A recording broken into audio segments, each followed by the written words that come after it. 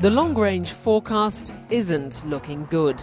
With devolution, we may have thought we were headed for sunny days, financially speaking, but the worldwide recession has put paid to that.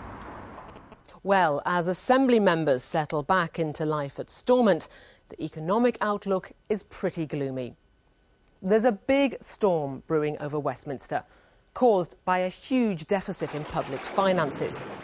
And by the time that reaches us, it's going to mean millions of pounds washed away from our budget. There's a huge debate at the moment, certainly in the UK, in terms of public expenditure, and this is one of the main things that's going to affect the executive. We, at the moment, currently get a block funding from UK Treasury, and whether or not that funding is going to be reduced in coming years, because we're certainly going to see it reduced in the UK, and I don't think Northern Ireland is going to escape. 1 in every 3 people is employed by the public sector here, and you take their spending in the wider sense, more people than that actually depend upon the public sector for their livelihood. We've had a very good run since roughly about 2000.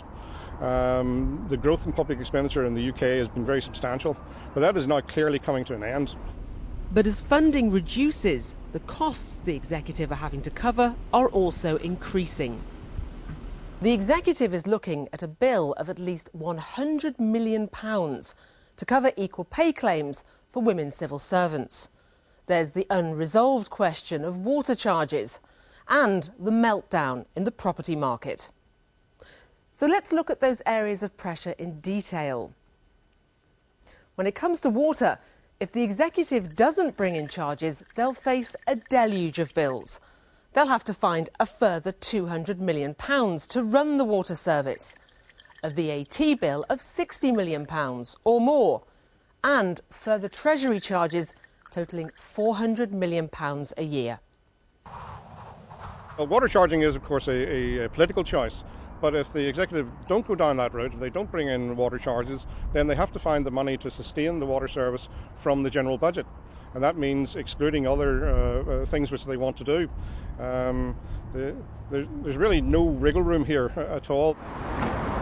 It's something which we can't avoid, something we never said we would avoid, but it has simply, for reasons which the executive have given, been deferred to date. But pressure on our own budget, pressure from the Treasury as well, because don't forget the Treasury can impose sanctions on us if we don't eventually go down that route, which could make the situation far, far worse. And it's something which I believe we're going to have to grasp fairly soon. So you're not ruling water charges out then? No, we never did.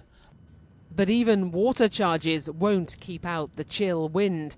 During the property boom, the executive counted on raising £1.5 billion from the sale of government assets. Assets like this research station at Crossnacreevy. Naturally, the property market has gone into substantial decline, and it's very unlikely, in fact, it isn't going to happen. They're not going to realise the full £1.5 billion of receipts.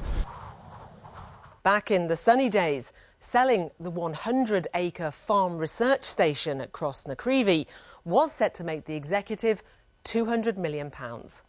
Now the chill has really set in. It's worth just £6 million. This may sound like just an extra headache for government accountants, but as far as economists are concerned, these shortfalls will affect every one of us. I don't think anybody is going to escape being affected by what's coming forward in terms of expenditure cuts. Certainly the block budget will be affected. We have some looming clouds, I think. And yet the executive is still working to a budget that was drawn up before this storm hit. So you're not redrafting the budget. Aren't you burying your heads in the sand? The budget is looked at on a regular basis. In-year monitoring, we ask departments to look at the spending that they're undertaking, to look at the priorities which they've got, to see what money can come back. And, you know, that has amounted over the last 2 years to, I think, about £800 million has been redirected in one way or the other. What we're getting from the DUP is nobody's getting change in our homework. It's our thing, it's our job. We've already done the budget, and it can't be improved and it can't be bettered, even though we know things have changed, and things are really going to change in terms of public expenditure next year. And here's the cruel irony. While we thought our large public sector would keep us afloat, now we're likely to end up even more exposed. We know that Northern Ireland is hugely dependent on public expenditure and public sector activity. For the past year and a half, the Executive has relied on that fact as our shelter from the worst effects of the recession, and they've been saying, oh, we aren't suffering as bad as the Republic or as bad as some other regions.